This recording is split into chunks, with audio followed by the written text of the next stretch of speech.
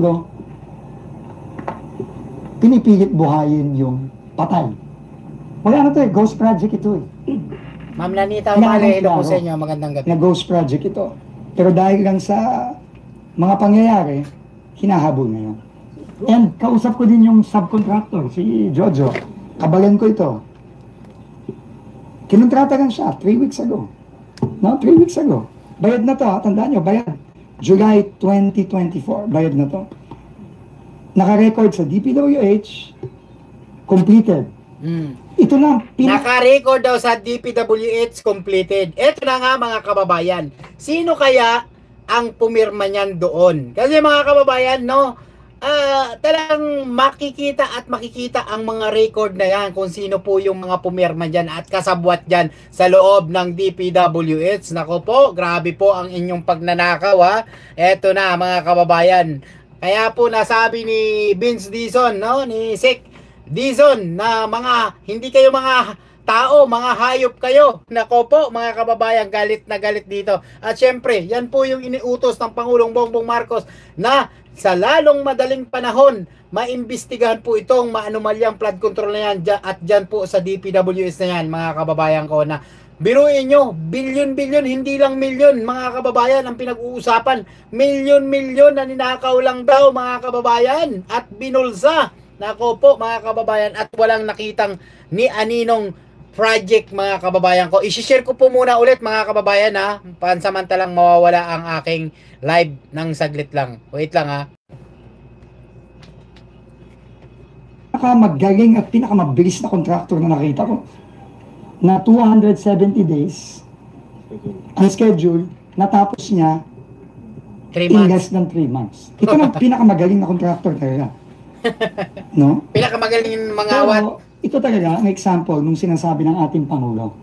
No? Ito yung sinasabi ng ating Pangulo na talagang ito, kahayupan na ito. Oh. Hindi tao itong mga taon to. Ayan na. Nakita niyo naman yung hirap ng mga kababayan natin dito. Gano'n kadalas kang binabaha dito? Actually, never naman binaha. Last na pagbaha po is 1997. Oh, pero ngayon, Ngayon po, hindi naman. Opo, hindi naman. hindi ka naman binabaha. Hindi naman po. Hindi ka ba nagulat na may ginagawang flood control dito? Actually, hindi naman po kasi medyo, ito po kasi yung area ng Casa Vista is medyo mababa kaya may possible din May talagang possible. bahain. Pero ito talaga, wala to last year. Yes po, bali yung mga dulo lang po at saka yung simula. Pero yung pinaka-gap, wala po. So, 100, ano to, this is almost a 100 million project. Okay, 100 million. 100 Ito million. talaga, ninakaw yung 100 million na yun. Oh. Di ba mga kababayan, kaya ang title natin dyan, ninakaw lang ang 100 million.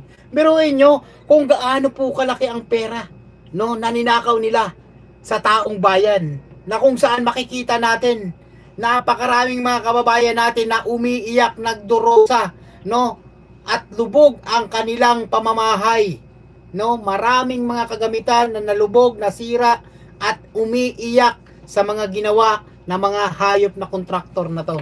Nako po mga kababayan ko, lalong-lalo na to, mga kababayan na wow builders ba to, yung sinasabi na no? Wow talaga. Mga kababayan, pakinggan natin ito. Dapat talaga to makulong. Ha? Ninakaw yun. Sir Alex at Ma'am Wala Lanita, hello po sa inyo, ha? Wala ito eh. Ngayon lang to nagkaroon eh. Ngayon lang hinari si Jojo eh. Subcon lang yan eh. Di ba wala siyang kasalanan. Naghahanap buhay lang yung kababayan natin na yan eh. Correct. Pero itong hayop na wawaw na ito, Oh, wow nga. at yung kung sino man ang may-ari niyan, talagang kailangan managot yan. And kung sino man ang nag-aproba nito sa DPWH, kailangan managot nito.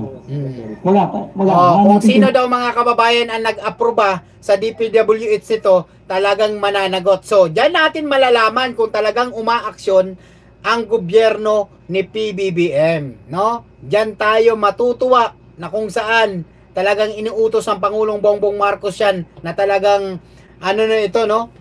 Imbestigahan, no? Mabilisang imbestiga at nandiyan na po si Vince Dizon, mga kababayan. Diyan natin malalaman ang totoong pagtatrabaho sa taong bayan at pagsisilbi sa taong bayan, mga kababayan, na dapat, sabi nga ni BBM, no, kaya nandito tayo, iniluklok tayo ng sambayan ng Pilipino, hindi para magnakaw, kundi para magsilbi sa taong bayan at para ipakita natin na nagsisilbi tayo para sa kanila.